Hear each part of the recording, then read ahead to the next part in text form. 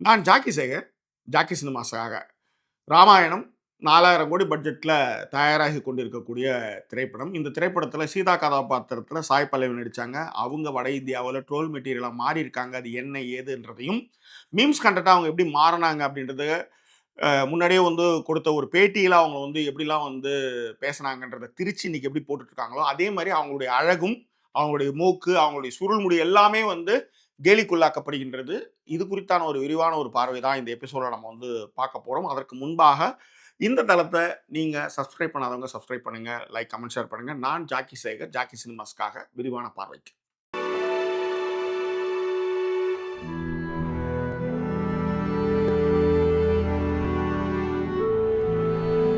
நிதிஷ் திவாரி இயக்கத்துல ராமாயணம் படம் விரைவில வெளிவரப் போகின்றது. அதனுடைய டீசர் இந்தியாவெங்கும் பரபரப்பாக பேசப்பட்டது. மில்லியன் கணக்கில் அந்த டீசர் போயிட்டு இருக்கு. பிராந்திய மொழிகளில் எல்லாத்துலேயும் அந்த டீசரை வந்து ரிலீஸ் பண்ணாங்க. இதில் ராமராக ரன்வீர் கபூர் நடிச்சிருக்காரு. சீதையாக சாய் பல்லவி.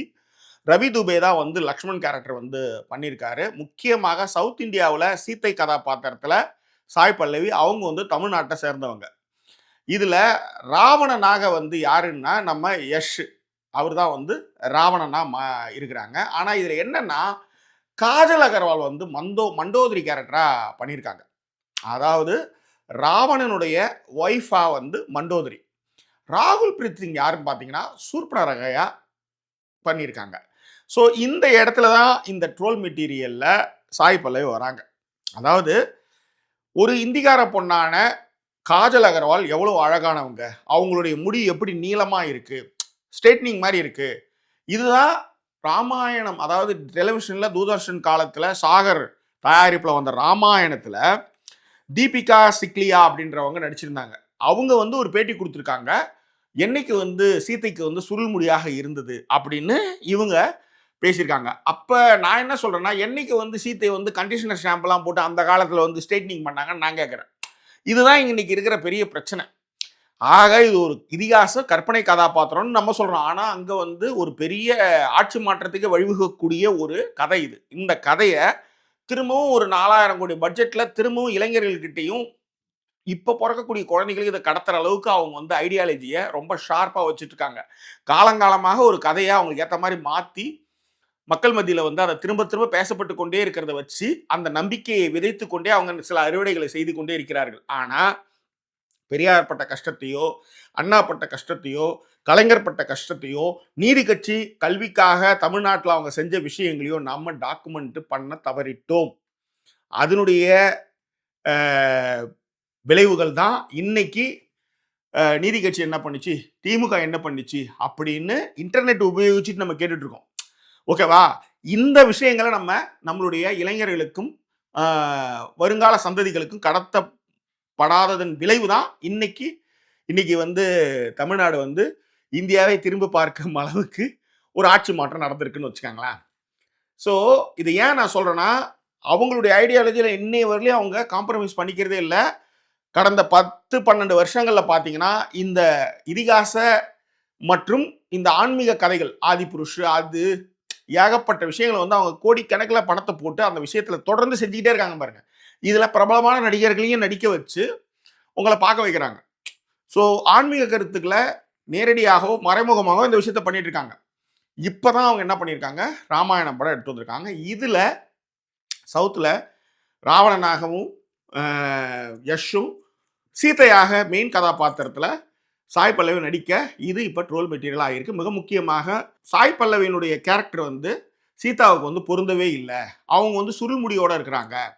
இப்போதான் வந்து அவங்க எப்படி வந்து வட இந்திய மீடியாக்களும் அங்கே இருக்கிற இன்ஃப்ளூயன்ஸும் எப்படி வந்து சாய் பல்லவி ட்ரோல் மெட்டீரியலாக மாற்றுறாங்க அப்படின்னா, அவங்க வந்து மேக்கப்பே இல்லை, மேக்கப் போடுறதே நான் கிடையாது, இயல்பான மேக்கப் தான் எனக்கு மேக்கப்பே போட மாட்டேன்ற மாதிரி ஏதோ ஒன்று சொல்லி இந்த அழகு சாதன பொருட்கள்லாம் எனக்கு வந்து 2 கோடிக்கும் எனக்கு வந்து டிமாண்ட் பண்ணும்போது கூட நான் வேணான்னு சொல்லிட்டேன் போது, இப்போ படங்களுக்கெல்லாம் ஏதாவது மேக்கப் பண்ணிட்டு வராங்கல்ல, பாருங்க அதை சொல்லிட்டு இவங்க மேக்கப் பண்ணிட்டு வராங்கன்ற மாதிரி ஒரு ட்ரோல் பண்ணிட்டு இருக்காங்க. இது ஒன்று.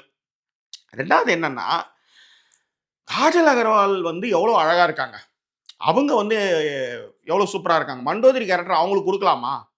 அவங்க அதாவது சாய் பல்லவி தான் மண்டோதரி கேரக்டர் பண்ணியிருக்கணும். காஜல் அகர்வாலுடைய ஸ்ட்ரெயிட் ஹேருக்கு அவங்க தான் வந்து சீத்தையா நடிச்சிருக்கணும் அப்படின்னுட்டு.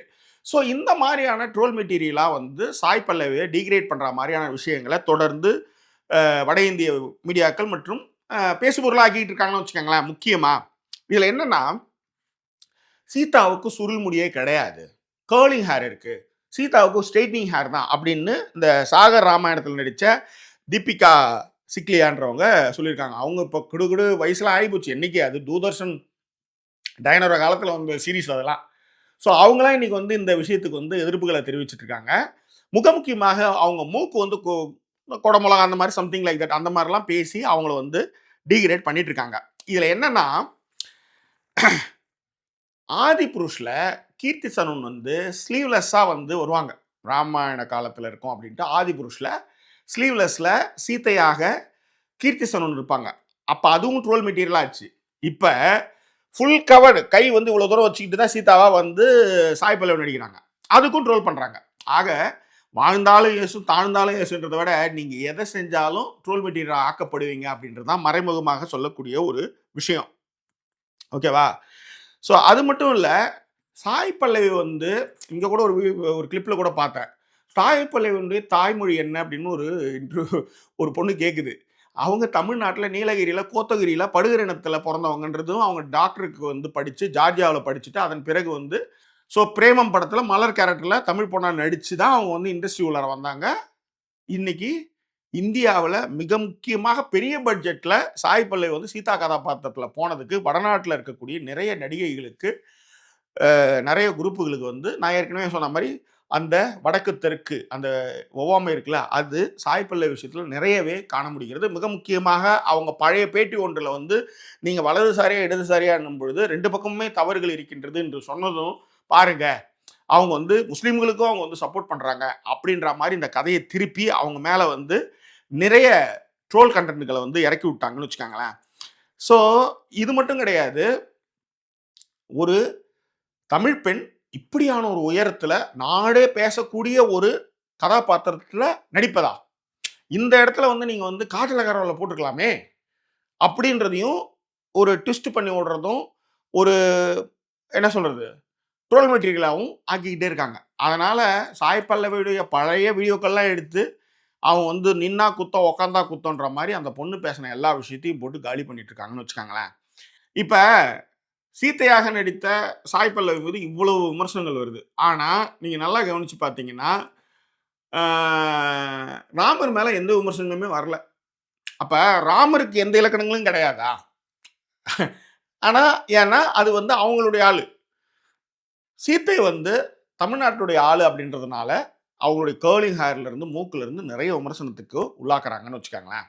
ஒரு இந்தியாவெங்கும் தெரிந்த ஒரு கதையில ஒரு தமிழ் பெண் சீதா கதாபாத்திரத்தில் நடிக்கிறதான்றது தான் அதனுடைய அடிப்படையான காண்டு. அதனுடைய நீட்சியாக என்ன ஆகுதுன்னா, அந்த கமெண்ட்லாம் நீங்க போய் பார்த்தீங்கன்னா, சாய் பல்லவியோட ஐப்ரோ சரியில்ல, அவங்களுக்கு வந்து ஸ்ட்ரெய்ட்னிங் ஹேர் கிடையாது சீதைக்கு.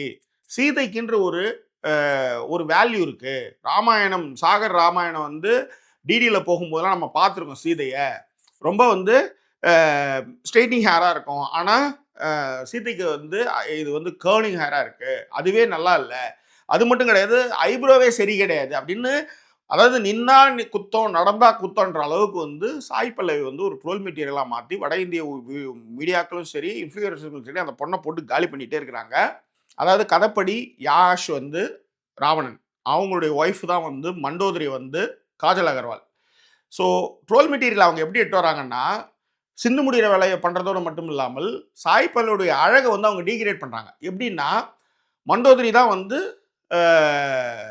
காஜல் அகர்வால், அதாவது யாஷ் ராவனுடைய மனைவி மண்டோதரியாக காஜல் அகர்வால் இருக்கும்போது இவ்வளோ அழகியை விட்டுட்டு மொக்கையான சாய் பல்லவி போய் எப்படி வந்து ராவணன் வந்து போய் தூக்கிட்டு வர போகிறான் அப்படின்ற மாதிரியான ட்ரோல் மெட்டீரியல் தான் வந்து ஒரு படைப்பாளியையும் சரி ஒரு கலைஞனையும் சரி நிலைகுலைய வைக்கும்.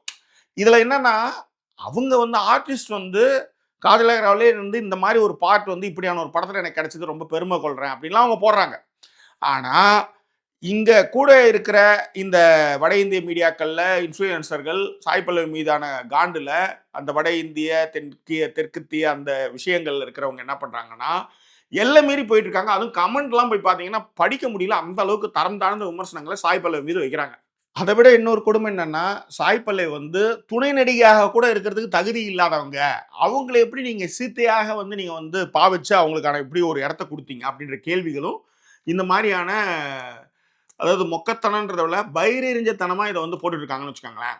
இந்த மாரி மகா மட்டமாக ஒரு தமிழ் பெண்ணுக்கு இப்படியான ஒரு இடத்த குடுத்ததிலயும், இப்படியான ஒரு இடத்தை பிடித்ததிலயும் அவங்கள வந்து போட்டு கழுவி ஊத்தாத குறையா வந்து ட்ரோல் மெட்டீரியலா ஆக்கிட்டு இருக்காங்க. இதுக்கு ஜாக்கி சினிமா சார்பாக நம்மளுடைய வன்மையான கண்டனங்கள இதுல தெரிவிச்சுக்குவோம். அதாவது என்னன்னா, ஒரு ஸ்டார் காஸ்ட் பண்ணும்போது, இப்படியான முகமைப்பு, இப்படியான ஒரு சாந்தமான ஒரு விஷயமா இருக்கிறவங்க இந்த விஷயத்த பண்ணுவாங்க அப்படின்றதும், அவங்க இன்னும் நெறைய இடங்கள்ல வந்து அவங்களுடைய நடிப்ப வந்து நிரூபிச்சிருக்காங்க.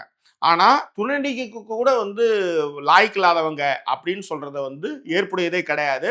காஜல் அகர்வால், ராகுல் பிரீத் சிங் எல்லாருமே சிறப்பானவங்க. அதுல மாற்றமே இல்ல. நம்ம அப்படி சொல்லவே இல்ல. ஆனால் வட இந்தியர்களுக்கு தென்னிந்தியாவிலிருந்து ஒரு பெண் வந்து முதலிடத்தை பிடித்ததிலயும், பரபரப்பாக உலகமெங்கும் பேசக்கூடிய ஒரு கதாபாத்திரத்துல ஊட்டியைச் சேர்ந்த ஒரு தமிழ் பெண் நடிப்பது வந்து அவங்களுக்கு வந்து காண்ட கிளப்பியிருக்கு அப்படின்றது தான் சொல்லக்கூடிய விஷயம். ஆனா, இதற்கான பதிலடிகள் எப்படி இருக்கப் போகின்றது என்பதும், ஆனால் என்னை பொறுத்தவரை தமிழ்நாட்டுல வந்து ராவணன் கொண்டாடப்படுவார்கள். ஏனென்றால், ராவணன் வந்து ஒரு இடத்துல கூட சா அதாவது சீத்தை மீது அவன் வந்து கைய வைக்கவே இல்ல. ரொம்ப ஜென்டில்மேனா நடந்துக்கிட்டான் அப்படின்றதுனால, ராவணன் தமிழ்நாட்டுல கொண்டாடப்படுவாங்க. அந்த காலத்திலும் சரி, இந்த காலத்திலும் சரி, ராமர் எப்பயுமே வந்து தமிழ்நாட்டுல செல்ஃபி எடுக்காத ஒரு விஷயம். ஆனா, ராவணன் கேரக்டர் வந்து தமிழ்நாட்டுல மிகப்பெரிய அளவுல பேசப்படும் என்பதும், திராவிட இனத்தை சார்ந்தவன் என்பதனால கூடுதல் மதிப்பு அந்த கேரக்டர் மேல இருக்கும் அப்படின்றது தான் இங்க நம்ம சொல்லக்கூடிய விஷயம். அதாவது ராமாயணம் என்பது ஒரு இதிகாச கதை. அந்த கதையில வந்து சீதையா நடிக்கிற பொண்ணுக்கு வந்து கர்லி ஹேர் இருக்குது, ஸ்ட்ரெய்ட்னிங்கா இல்ல. அதே மாரி வந்து ஐப்ரோ சரியில்ல, மூக்கு சரியில்ல அப்படின்னு இன்னும் இவங்க பக்கத்துல வந்து சீதா பொறக்கும்போது இவங்க தான் வந்து எடுத்து டயப்பர்லாம் மாத்தி எல்லாம் கழுவி கிழுவி குளிப்பாட்டி, இப்ப வளர்த்து ஆளாக்கி, என்ன ராமனுக்கு கல்யாணம் பண்ணி வச்ச மாரி பக்கத்திலே இருந்த மாரி வந்து பேசிட்டு இருக்கிறது தான் செம காமெடியா இருக்குன்னு வச்சுக்கோங்களேன். அப்ப இப்படியான ஒரு ஆட்கள்லாம் இருக்கும்போது, மணி அடிக்கிறது, தட்டு தட்டுறது இதெல்லாம் நம்ம தாராளமா சொல்லலாம் அப்படின்றது தான் இங்க மேட்ரு. எனிவே இது குறித்தான உங்கள் கருத்துக்கள, பின்னூட்டங்கள தெரியப்படுத்துங்க. மீண்டும் வேறொரு எபிசோட்ல நான் இன்னும் நிறைய விஷயங்கள பேசுவோம். வேற என்ன? டாடா, பாய்.